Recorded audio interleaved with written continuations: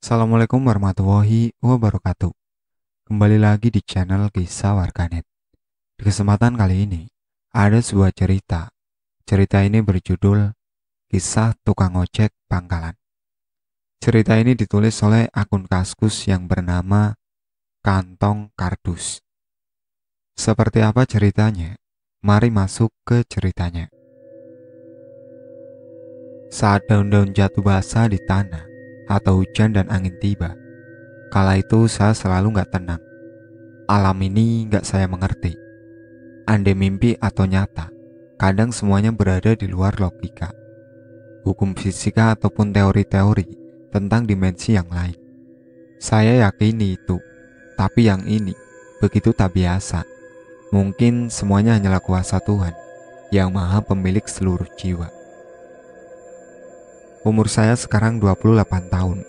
Kisah saya ini terjadi ketika profesi saya sebagai tukang ojek malam. Karena sebelumnya saya hanya menganggur, sedangkan siangnya saya hanya membantu bapak saya di sawah. Karena terus terang saja, latar belakang keluarga saya sebenarnya adalah seorang petani. Sebelumnya saya pernah bekerja di sebuah pabrik plastik di daerah Karawang. Lumayan lama dengan gaji yang lumayan lah, cukup untuk saya. Tapi entah kenapa, saya merasa tak betah saja. Waktu itu seorang teman kerja saya bertanya apa alasan saya untuk memutuskan berhenti tiba-tiba. Padahal menurutnya saya dan dia termasuk salah satu kepercayaan bos. Bahkan apabila saya mengajukan naik gaji pun, mungkin sang bos tak akan banyak pikiran panjang guraunya. Ya, saya cuma bisa tersenyum sedih mendengarnya mengoceh.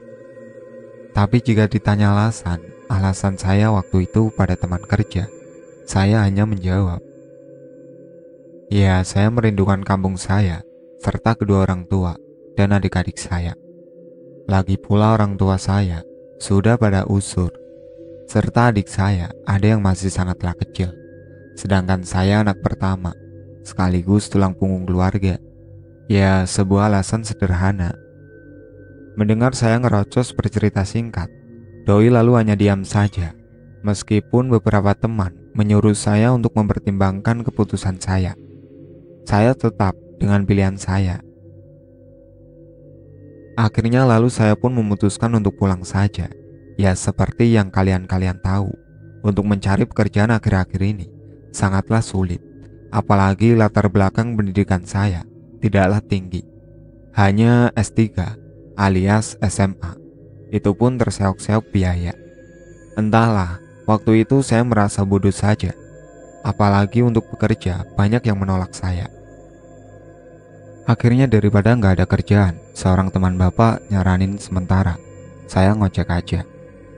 Maklum, di kampung ojek mata pencaharian paling populer setelah bertani. Lagian sayang motor saya nggak kepake.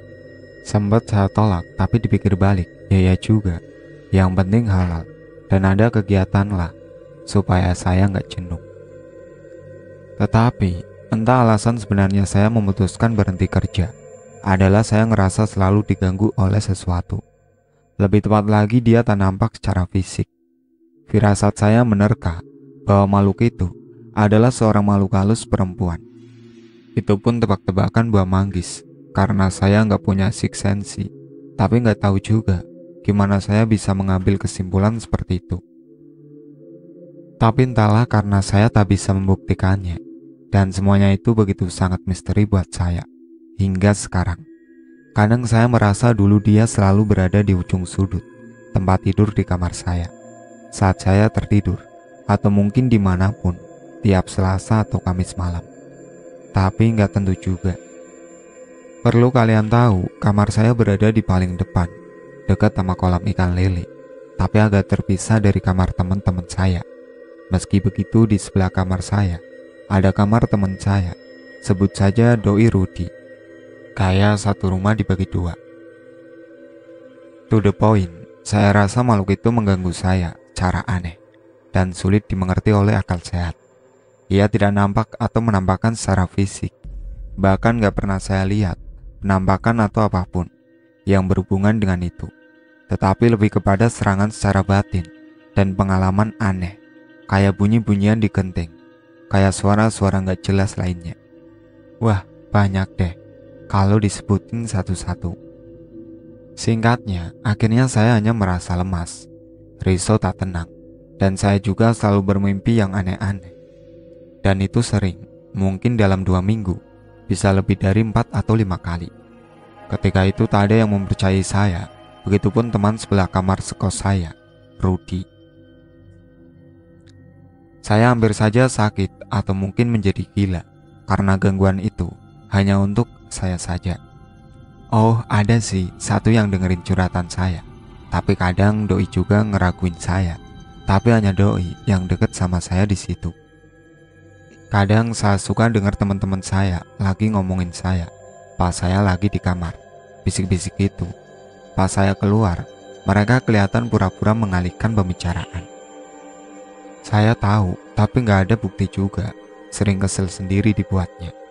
Terlalu super paranoid dan penakut katanya. Tapi karena orang tua saya juga, maka akhirnya saya memutuskan untuk pulang ke kampung. Singkat cerita, waktu itu saya menikmati pekerjaan baru saya, meski sebagai tukang ojek malam.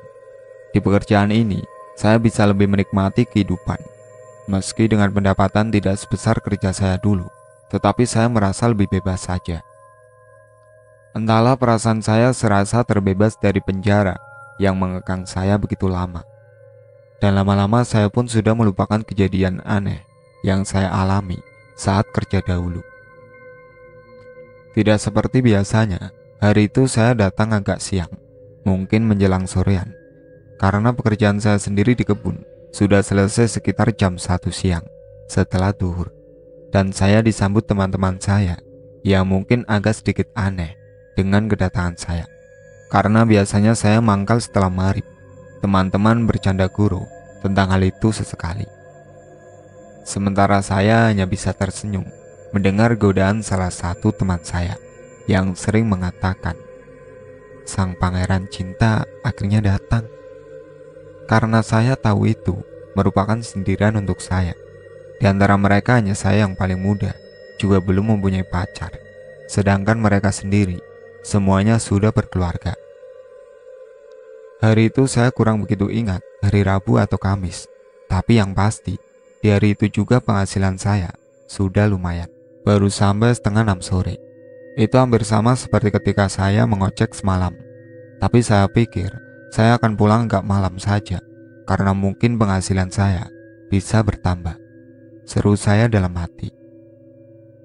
Ya lumayanlah buat tambahan jajan adik saya. Dan saya juga ingin memberikan oleh-oleh untuk ibu saya. Waktu itu saya berharap semoga saja semuanya lancar. Dari jam 7 atau sekitar setengah 8 malaman, hujan menyambut saya pelan. Dibumbui kabut tipis, lama-lama makin menebal, yang menghalangi jarak pandang. Jadi beberapa meter saja. Tapi saya maklum karena di kampung saya adalah daerah pegunungan dan ini sudah biasa. Sebentar lagi juga hilang, pikir saya, karena kabut hanya datang saat bersamaan hujan gemericik saja. Dan itu tentu akan normal kembali, apalagi hujan semakin deras. Tapi justru saya berharap hari ini tidak ada hujan.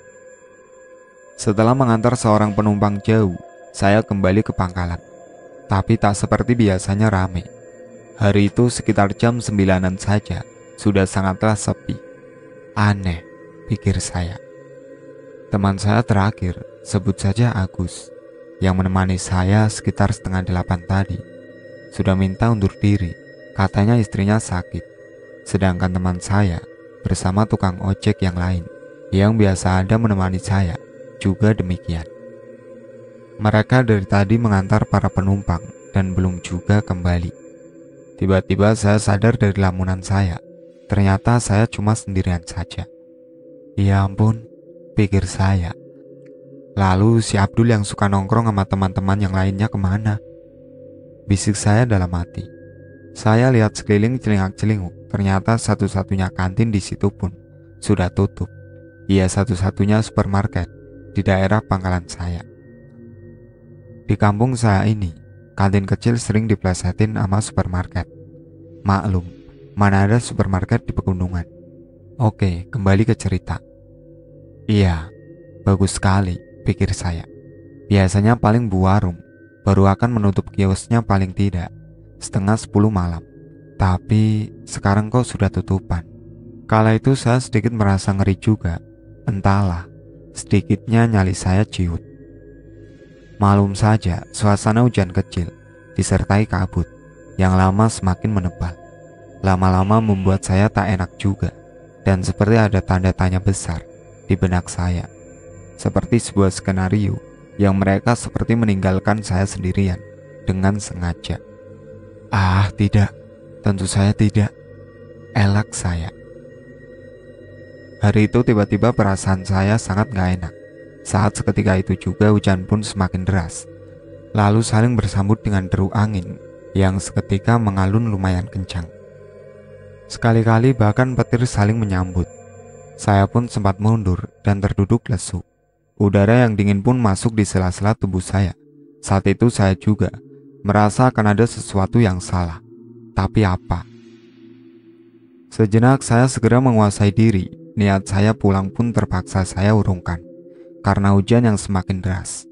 Sementara jas hujan milik saya tadi siang dipinjam Agus, teman saya. Saya lupa untuk mengambilnya. Karena terpaksa saya harus menunggu hujan sambil berharap ada teman saya segera ada yang datang.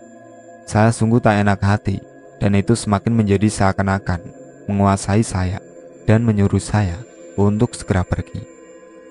Oh iya, pangkalan ojek saya berada di desa seberang, tepatnya sekitar 5 atau 6 kilometer dari desa saya, dan menghubungkan aktivitas dua desa, hampir mirip sebuah pos ronda, dengan sedikit memanjang, serta berada di pertigaan jalan, yang hari itu nampak sepi sekali.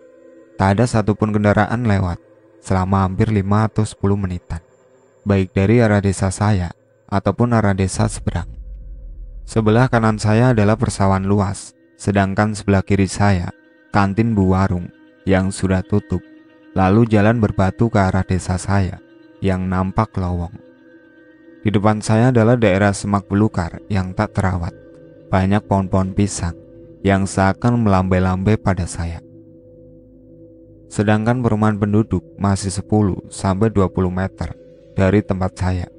Hanya melihat saya rumah-rumah itu sayup-sayup, lalu tiba-tiba saya melihat seseorang. Karena begitu jauh serta terhalang rintik air hujan yang terasa semuanya jadi tak jelas, saya seolah-olah menjadi rabun saja. Tetapi bagi sebuah mimpi, karena tiba-tiba orang itu sudah berada di depan saya.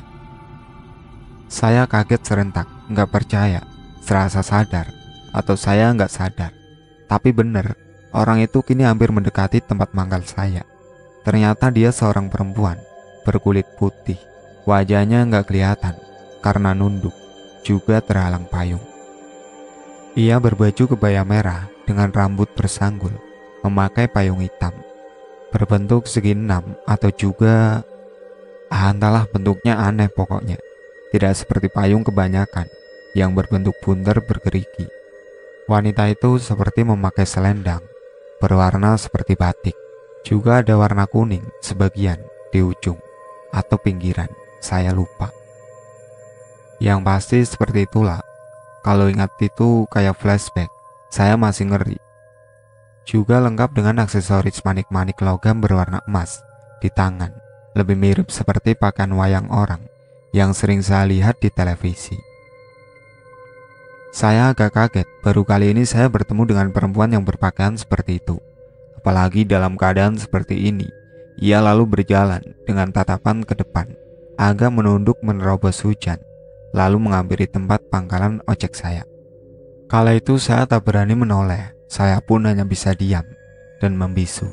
Sedangkan ia lalu berjalan, kemudian berdiri sekitar 3 atau 4 meter di samping kanan, hampir dekat dengan sepeda motor saya, dengan arah yang membelakangi saya. Sekali lagi saya sama sekali tak berani menoleh, walaupun ada keinginan kuat untuk itu. Tapi karena jarak yang dekat, dengan ujung mata kanan saya, dia sudah kelihatan. Tetapi saya tetap tak berkata, ataupun untuk menyapa seseorang aneh itu. Sementara hujan pun semakin deras saja, sekali-kali diikuti petir yang saling bersambut. Seperti film tapi benar, ini nyata. Seketika itu saya mencium wangi aneh seperti wangi kembang semerbak, namun tidak terlalu tajam. Itu berlangsung beberapa saat, tapi tiba-tiba itu semua berubah secara perlahan, jadi wangi amis bercampur bau busuk yang semakin menusuk seperti bangkai. Ya Tuhan, jantung saya seketika makin berdegup kencang. Seumur hidup, saya belum pernah mendengar lolongan anjing kecuali kali ini. Suaranya melengking dan terasa nyata, hanya menambah suasana hati saya semakin terganggu. Meskipun saya mencoba untuk lebih fokus, menguasai diri saya, tetapi itu sia-sia saja. Tubuh saya tiba-tiba lemas, dan saya merasa seperti saat dulu saya di tempat kerja. Perasaan ini adalah perasaan yang sama seperti waktu itu. Keringat dingin seperti alami mengucur di seluruh tubuh saya. Nafas saya terengah seperti orang yang kambuh dari penyakit asma, dan tangan kanan saya dengan refleks memegang dada. Dalam keadaan seperti itu, saya hanya ingat makhluk tak nampak yang mengganggu saya. Jangan-jangan. Secepat kilat saya menoleh ke arah wanita tadi. Saya lihat tiba-tiba satu-satunya bola lampu 5 watt penerangan di pangkalan saya mati. Saya setengah berteriak karena saya kaget, langsung berdiri. Sebelumnya dari tadi, saya hanya duduk dan diam saja. Tak jelas karena air hujan secara samar-samar, saya mendengar suara seorang perempuan bernyanyi dalam bahasa Sunda. Seketika keheningan kembali meraja, hanya hujan deras yang saya dengar. Kali ini perasaan saya semakin tak karuan. Bulu kuduk saya tiba-tiba berdiri, dan seluruh muka saya terasa sangat tebal. Saya pun refleks agak mundur ke belakang. Saya sudah tak peduli lagi. Saya hanya bersiap-siap dan mencoba untuk berlari. Sepeda motor saya tak sama sekali pernah saya pikirkan, karena saya hanya ingin pergi secepat mungkin dari tempat ini. Tiba-tiba seketika lampu kembali nyala dan semuanya terlihat sangat jelas. Seketika juga saya lihat perempuan tadi sudah tidak ada. Sumpah, saya gemeteran setengah mati. Saya nggak tahu apapun. Semuanya kayak samar-samar. Dengan tubuh yang tiba-tiba lemas serta napas saya yang terasa semakin pendek, saya langsung berlari meninggalkan sepeda motor saya yang saya tak pedulikan lagi. Saya berlari ke arah perumahan yang nampak terasa sangat jauh. Langkah kaki saya terasa sangat sulit sekali. Juga ada beberapa pohon pisang yang saya lalui. Saya lihat telah berubah menjadi seperti rambut. Ya, rambut. Semuanya pohon itu rambut yang panjang terurai dari atas ke bawah. Seketika kepala saya tiba-tiba pusing karena daerah sekitar saya sudah tak saya kenali lagi. Tiba-tiba sesaat kemudian saya melihat perempuan tadi tiba-tiba berada di depan saya, tepat beberapa meter di depan saya. Ternyata dia tidak sendirian, ada orang lain. Ya, beberapa orang yang tak jelas seperti gambar 2 dimensi yang menempel di dinding, tipis seperti kertas. Mereka bergerak-gerak cepat dari atas ke bawah, juga kanan ke kiri. Dia menatap saya tajam. Yang saya lihat semakin rabun pandangan saya saat dia mendekat, dan ya Tuhan, saya tak kuat lagi. Saya begitu takut. Saya duduk menyudut. Semuanya kemudian terasa gelap dan saya pun pingsan. Saya terbangun pagi-pagi sekali dan sudah ada di rumah saya. Teman-teman saya, Bang Roy, dan lain-lain juga ada di dekat saya. Bisa saya baca dari raut muka mereka, seperti penuh dengan tanda tanya tentang apa yang telah terjadi dengan saya. Tetapi mereka hanya diam saja. Sayup saya dengar suara ibu saya membaca surat Yasin. Lalu saya pun sadar sepenuhnya dan tiba-tiba saja saya terbangun. Adik saya tersenyum melihat saya, dan lalu Pak Kamal, tetua desa pun, ada bersama saya. Sekian berapa saat setelah saya sadar, Pak Kamal pun menceritakan keadaan yang sebenarnya. Ternyata saya telah pingsan selama 3 hari ini. Setelah berdoa lalu sembahyang, beliau lalu berkata bahwa saya telah diganggu makhluk-makhluk halus sebangsa jin yang ingkar. Mendengar itu saya tak berkata. Mental saya sekali lagi tertekan tapi saya hanya bisa diam saja. Lalu Pak Kamal melanjutkan bicaranya bahwa saya harus sering sembahyang dan berdoa. Karena kata Pak Kamal, mereka akan terus mengganggu karena tujuan mereka hanya untuk membuat kita tersesat dan jauh dari Tuhan, apapun alasannya. Setelah itu lalu Pak Kamal seperti berbicara dengan seseorang. Beliau bilang bahwa dunia kita berbeda. Sudahlah, kita berbeda keyakinan pula. Sementara saya hanya bisa diam. Pak Kamal mengulangi perkataannya beberapa kali, sampai setengah berteriak. Seketika juga ibu saya, beserta orang yang berada di rumah saya, heran dan terdiam. Saya juga hanya bisa menyipitkan kening tentang apa yang terjadi. Saya lalu kembali rebahan. Ketika saya melihat ke langit-langit kamar saya, hampir seluruh bulu kuduk saya berdiri. Nafas saya serta jantung saya hampir saja copot. Karena saya melihat sosok perempuan dengan mata terbelalak, berwajah sangat pucat, tanpa ekspresi, berpakaian kebaya berwarna hitam, dengan rambut panjang sekali terurai, yang seperti hendak jatuh ke arah saya. Ujung rambutnya hanya beberapa sentimeter dari dahi saya. Tubuhnya jelas seperti menempel sebagian ke langit-langit. Saya bisa lihat jelas dari wajah hingga kaki, lengkap dengan wajah persis seperti wanita yang berada di pangkalan ojek kemarin, dan dia mengambang di langit-langit kamar saya. Seketika lalu saya pun diingatkan untuk beristighfar Pak Kamal yang ada di samping saya, lalu mengusap muka saya. Setelah itu, dan benar saja, semuanya itu tiba-tiba hilang, tanpa berbekas sedikit pun. Keringat saya masih bercucur dan suara ibu saya terdengar menyebut nama saya berkali-kali. Saya tiba-tiba pusing sekali karena kaget dan sangat shock. Saya pun kembali pingsan. Esoknya baru saya tahu ternyata hanya saya dan Pak Kamal yang melihat sosok itu. Yang entah dari mana saya tahu sebuah nama Nyai Nimun. Dia salah satu putri dari sebuah kerajaan jin di daerah yang dulu bernama Lesir. Nama daerah gaib di Karawang, Pak Kamal menambahkan. Dia menyukai saya seperti perempuan menyukai laki-laki dan hendak menjadikan saya pengantin di pernikahannya secara gaib dengan mahar sesuatu benda yang paling saya sayang atau benda sehari-hari yang di situ tergambar kepribadian saya. Saya tak mengerti untuk bagian yang ini, yang pasti saya berharap segera jauh dari gangguan-gangguan seperti ini. Dan sebagian saya menangkap masih ada sebagian yang Pak Mustafa Kamaluddin, Pak Kamal, enggak ceritakan ke saya. Karena dia tiba-tiba saja berhenti bicara dan menyuruh saya berdoa. Saya lalu berdoa sekuat tenaga, melafalkan ayat demi ayat dalam Al-Quran yang saya hafal berkali-kali. Setelah beberapa saat saya demam. Kala itu badan terasa panas dingin, lemes, seperti terkena penyakit tipes. Selama beberapa hari, saya hanya berada di rumah saja, istirahat. Mata itu selalu saya ingat, sosok menyeramkan ini, apa hubungannya dengan saya? Semuanya misteri bagi kehidupan saya. Tuhan Maha Pemurah sungguh mengingatkan saya bahwa alam ini begitu luas kekuasaannya, meliputi hal yang tampak dan tak tampak. Saya sadar, saya lalai. 5 atau 6 hari setelah kejadian menyeramkan dalam hidup saya telah berlalu. Memang saya selalu dihantui rasa yang gak enak, paranoid terhadap hal-hal yang berhubungan dengan penampakan, dan sebagainya. Ada kalanya juga saya suka berhayal atau melamun, yang lain-lain.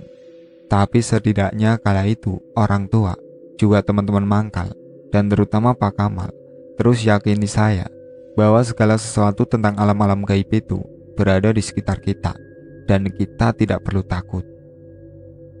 Semua itu hanyalah sebuah proses siapapun atau kapanpun mungkin mengalami hal kayak saya, atau bahkan yang lebih dari saya. Hanya Tuhan yang perlu saya takuti, tak ada yang lain. Benar juga pikir saya. Saya coba menyikapi sesuatu itu dengan berpikir positif. Mental saya pelan-pelan sudah pulih. Saya bertekad untuk tetap ngojek lagi. Ya lumayan daripada saya berhenti menganggur dan hanya menambah beban keluarga saya. Dengan kekuatan itu saya coba bangkit, meskipun kadang keraguan dan ketakutan tetap menyelimuti pikiran saya. Tapi saya coba lebih tegar lagi untuk jalani kehidupan saya dengan normal. Mungkin inilah jalan saya, dan saya harus kuat untuk itu. Hari-hari selanjutnya kembali saya ke rutinitas saya, yaitu ngojek malam lagi. Karena pagi sampai siang, saya bantu-bantu di kebun bapak, kadang bahkan sampai sore. Hari pertama, seperti biasa, saya ke pangkalan. Pertamanya saya ragu-ragu, tapi saya coba kuatin mental saya di situ. Hari pertama ini gak ada yang aneh, meski kabut tetap datang, seperti biasa, menyapa malam di kampung saya. Hari kedua juga sama, kali ini saya setidaknya mulai berani lagi, hingga hari ketiga pun datang. Hari ketiga, hari itu saya keluar ke pangkalan, sekitar setengah tujuan, selepas maghrib. Biasa saya disambut teman-teman saya, kami bercanda ria, sekitar 10 menitan lah, hingga seorang penumpang datang dari jalan, ke arah desa saya, sekitar 10 meteran dari saya. Dengan sigap saya tiba nyamperin penumpang itu, yang terus melambe-lambe, tanda menyuruh ojek. Sementara teman saya gak pada lihat karena posisi mereka ngebelakangin penumpang itu. Saya pikir kesempatan, sementara melihat tingkah saya, teman-teman hanya bengong saja. Saya setengah teriak bilang, "Duluan." Setelah itu saya lihat ternyata seorang ibu minta dianterin. Dilihat dari pakaian seperti petani, ibu itu juga bawa kantong plastik dan gak ada yang aneh. Kira-kira beginilah kurang lebih percakapan saya. "Mau kemana, Bu?" "Ke daerah Sinder aja, Cep." "Oh iya, baik Bu,